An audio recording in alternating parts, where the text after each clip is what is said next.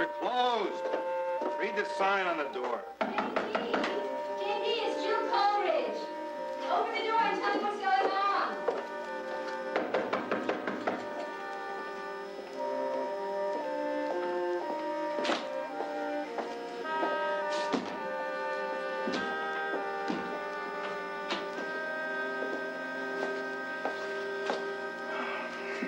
I'd rather lock up than answer all the questions.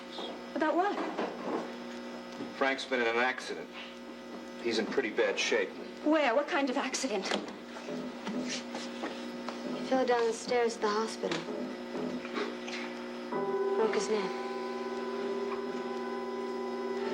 We don't know yet how bad it is, Jill. Your father did an exploratory. Frank's in recovery now. He fractured a vertebra. Apparently there's some damage to the spinal cord. How did it happen? They don't know that either. Roger found him unconscious. And he hasn't waked up yet. Roger found Frank. At the bottom of the stairs. He was so still. And he was lying there on the stretcher. And he looked dead. Of course, that's because I've never seen anybody paralyzed before. And I thought, he's dying. And nobody's going to tell me anything. All I wanted to do was to see him, put my arms around him. What was he doing in the hospital? I don't know. I hadn't seen him all day. Are Maeve and Johnny over there now? They're waiting till he comes back from recovery. Mary's with them. In neurology? 6:20.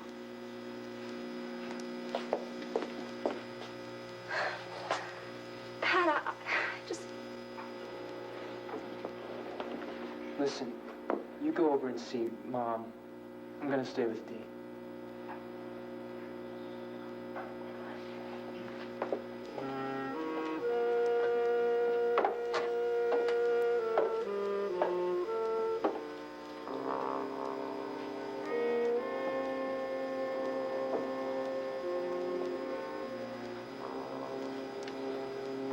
I deserve to be punished. Punished? Why?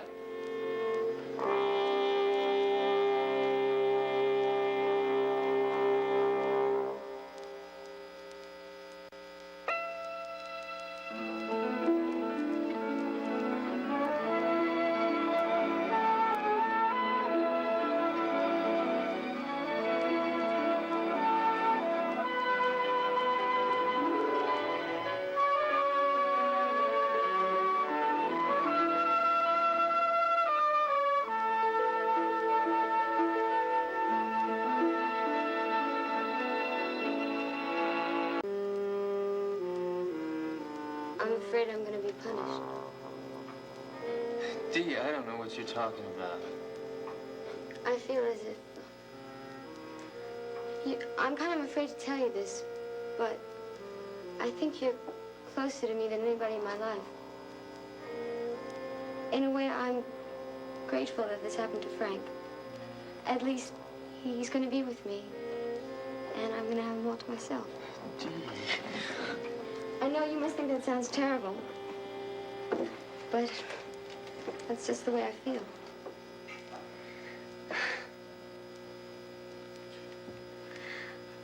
Oh, there's just so much you don't even know. Look, I know that ever since Frank declared for the primary, everyone in this family has been working an 18-hour day.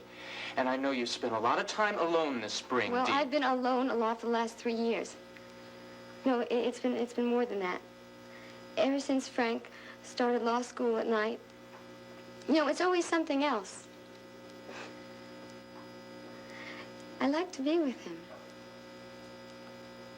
I wish he'd like to be with me. He does like to be with you. He just has his work to do, that's all. Well, he will be with me. I'm gonna take care of him. I really will. Do you want to go look in on little John? No. JP said he was sleeping. I don't want to disturb him. Am I shocking you? No, I just don't think you understand how serious Frank's condition is. You think he's not going to wake up? I don't know, Dee. Ed wouldn't speculate, and I don't want to either. I love him. I know. But not the way I loved you. Look, I know this whole thing makes you uncomfortable, and I don't think that you want to talk about it, but... See, everything's very different. Well, you've grown up. No, you have. You know something, Pat? I don't think I'm ever going to grow up. Sometimes I look at little John, and I say, how could I be somebody's mother? I don't know the answer to anything. Sure you do. No. No, answers are Frank's department. You know, I ask a lot of questions. Frank knows everything. You want a drink, Dee? A little brandy, maybe? That would be nice.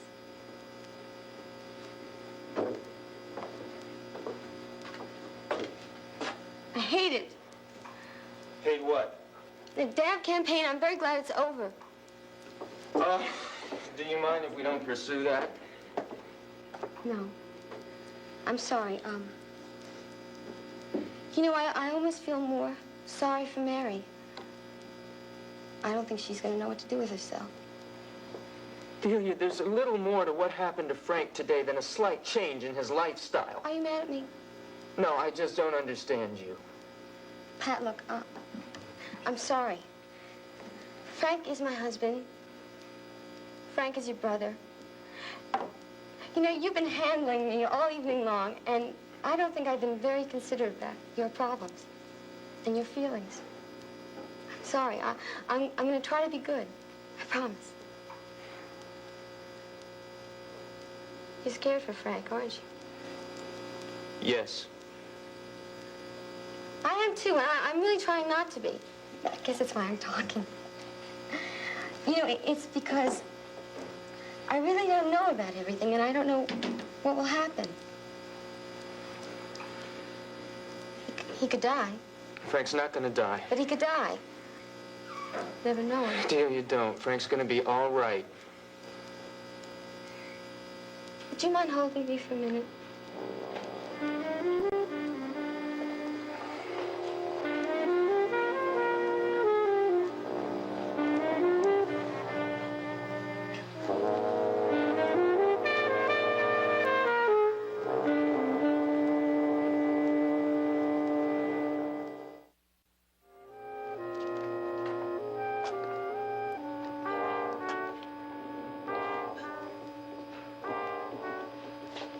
Thank you for everything you've done today. I was just thinking I hadn't managed to be very helpful. Oh, yes, you have. You've been a good friend. I'm sorry I gave you such a hard time earlier. Good. And I'm sorry you fell in the river. No, you're not. Given your day, I don't begrudge you one moment of pleasure. Look, I'm gonna get out of here so you don't feel you have to entertain me. But I'd like to drop by tomorrow, if that's okay. I'd like to see you. If there's anything I can do in the meantime, give me a call. You have the number. Jack, Yeah. Bob told me something earlier that I think you should know. I think a situation will come up where you'll be more help than anyone else. I'll try. I probably shouldn't tell you this, but if you're a good reporter, you'll find out anyway. Bob went down to the emergency room to check over Frank's things. And you remember Pat told us they found an envelope with $6,500 in Frank's pocket? What about it? It's missing. What? Bob's going to ask for an investigation, and I think it may mean reporters. Ex-cop running for councilman, found with a broken back and $6,500 extra dollars. Missing. Yeah. There'll be reporters. Could you do anything about that? As far as my paper's concerned, I can't. Tell Bob to ask who's ever assigned to the case to keep a low profile. That may help a little. Look, I'm not asking you to suppress anything or say anything that isn't true, but I'd just like to keep the papers out of it until Bob's had a chance to find out what really happened. What do you think happened? I don't know. But I don't think Frank fell down a flight of stairs. Okay, Ryan. Let me see what I can do. You're a much nicer person than I expected. What'd you expect? Well, in the days when you were going around with Jill Coleridge, I was a little intimidated by both of you. What's so funny? Mary Ryan, intimidated. Come on. I was 15 years old, and Jill Coleridge was the most beautiful, mysterious, sophisticated, scary person I'd ever known. 7 years later, and she still is. Only I like her now. Jill's a good lady. She was painfully honest and very smart.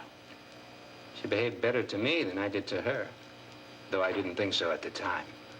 Was she smarter than you? It's a hell of a question. I just wondered. Frank one time said that she's smarter than he is. You didn't believe it? Of course not. But I was impressed. Hey, say goodnight to your parents for me, will you? Yeah. Thanks again for knowing. No. Mary Ryan. Thank you. See you tomorrow. Good night.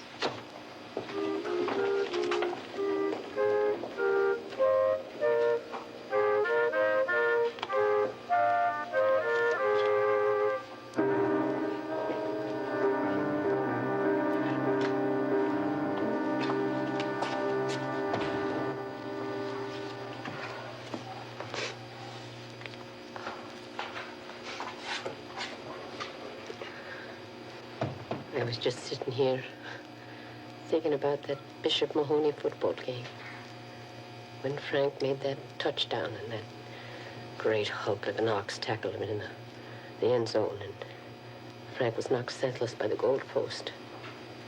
And he lay on the grass for a full 5 minutes.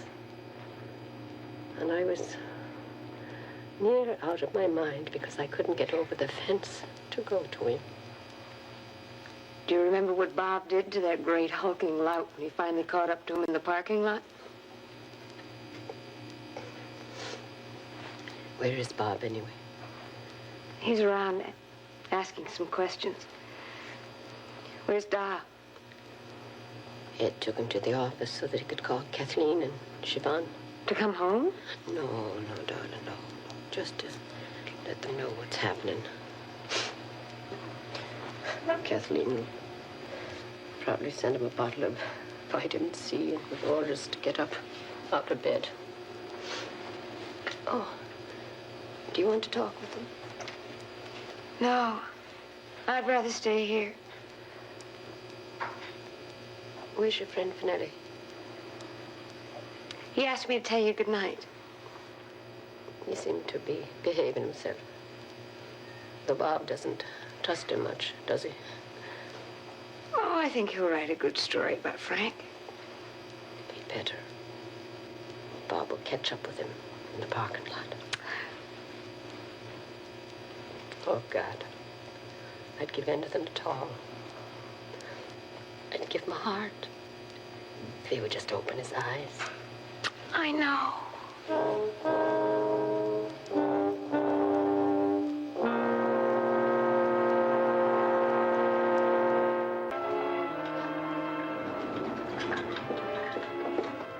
Jill. How are you? Jack. I'm sorry, I didn't see you. I was just on my way. An old friend of mine. Frank Ryan. I'm with his family all evening. Went up to his father's place this afternoon to write a story about the campaign. Jill, you go on ahead. I'll be right there. How's he doing? They'll tell you he's going to be all right. I wouldn't make book on it. Oh, God. You talked to your father? No, I just found out about 5 minutes ago. I stopped by the Ryans. Well, your father's around somewhere. He did the surgery. Pat told me. He came in the room, looked straight at me, Didn't recognize me. It's been a long time. And I suspect he was pretty upset about Frank. So are you. I love the Ryans. They're my second family. Look, Jack, I'm sorry, but I really want to go in and see Maeve. Listen, can I wait downstairs for you and buy you a drink when you're through here? I don't think so. But thank you. I'm much more reliable than I used to be. If I say I'll meet you downstairs, I'll be there. The thought of a reliable finale is more than I can handle. Some other time. Sure. Good night. See you.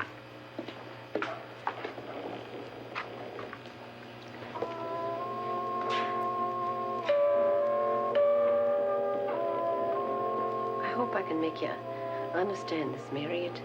It's just all very clear to me now. I feel the world better for it. Frank's going to come through this all right. I know because nothing's finished. And all his life since he was a little thing and he learned to tie his shoes, he never left a job before it was done with. And everything past has brought us right up to this moment in time. And all his learning and his living, as long as there's a breath left in his body, he won't turn his back on his wife and his child and the work he's begun.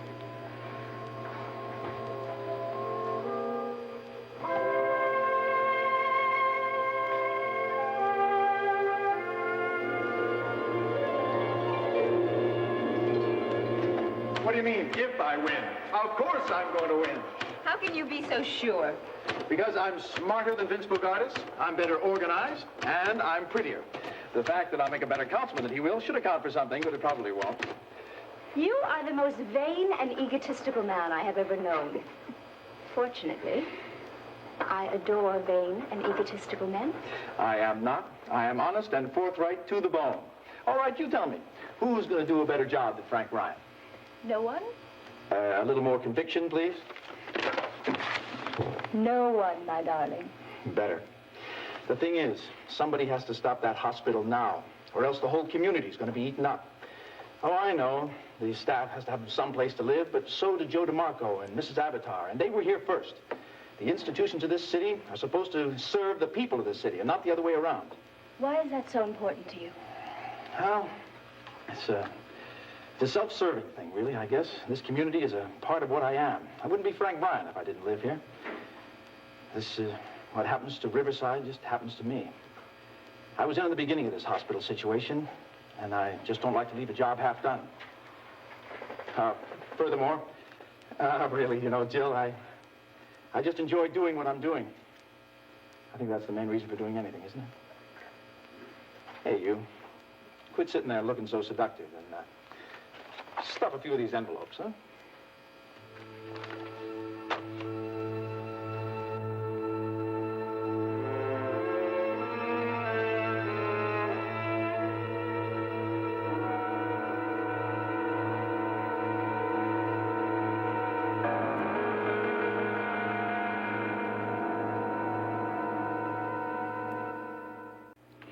Tell you another reason why Frank's going to get well.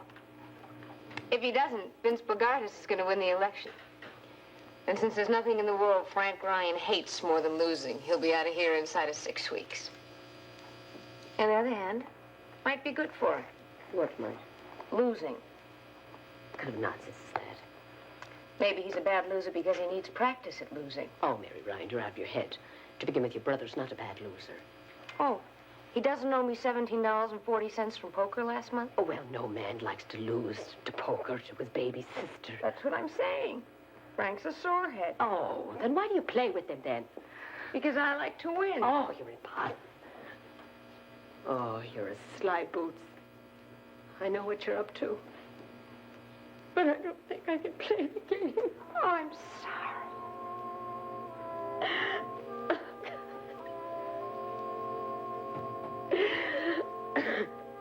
All right.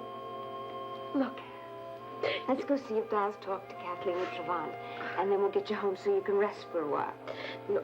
Miss Ryan, I do think that's a sensible idea. There won't be any change in your son's condition tonight. If there is, I'll call you. I promise. All right. Please. All right. All right, I will. J.P.,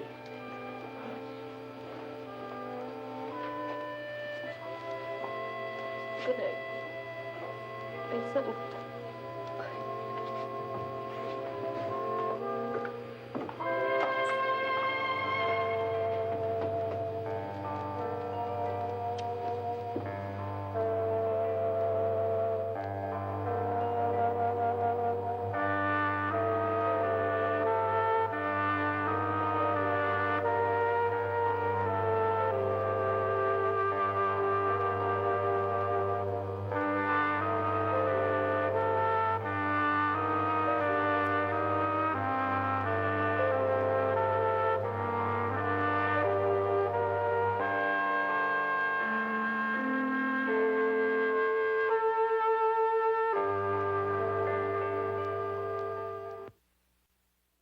In Port Charles, revenge is a priority, relationships are disposable, and good medical care is a necessity. Keep up with this fast-paced city with an all-new episode of General Hospital, weeknights at 10 on SoapNet.